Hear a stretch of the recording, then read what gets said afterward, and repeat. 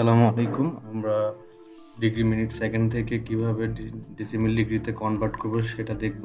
খুব সহজে এক্সেলে অনেকগুলো ডিগ্রি মিনিট সেকেন্ড থেকে ডেসিমেল ডিগ্রিতে কনভার্ট করা যায়। প্রথমে আমরা ফাইলটা সিলেক্ট করলাম, দেন আমরা একটা এক্সেল ফাইলে নিলাম, নেওয়ার পরে এই ফাইলগুলোকে কপি করে এখানে রাখলাম। সেপারেট করব, আমরা ডাটাতে যাব, টেক্সট টু কলাম, ফিক্সড উইথে যাব। সেখান থেকে আমরা ডিগ্রি সাইনটা আলাদা করে ফেলবো, মিনিটের সাইনটা আলাদা করে ফেলবো এবং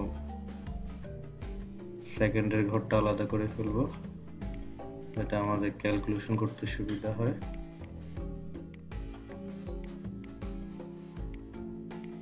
এখন আমরা ফর্মুলাটা ইউজ করব।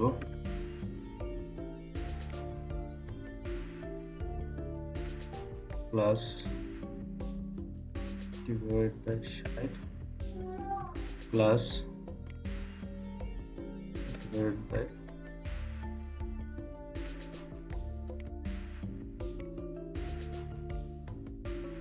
ঠিক একইভাবে আমরা লংজিটিউডগুলোকেও সেপারেট করে সুবিধা অনুযায়ী আমরা ডেসিমেল ডিগ্রিতে কনভার্ট করতে পারি।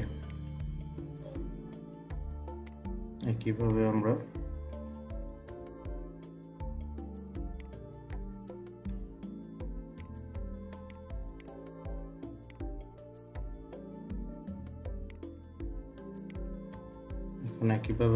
ল্যাটিটিউডগুলোকেও কনভার্ট করে ফেলতে পারবো।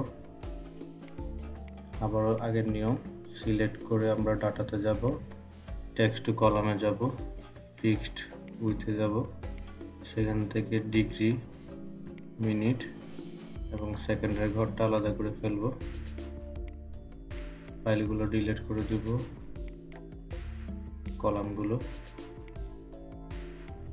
দেন আমরা সূত্রটা ইউজ করব, প্লাস 60 প্লাস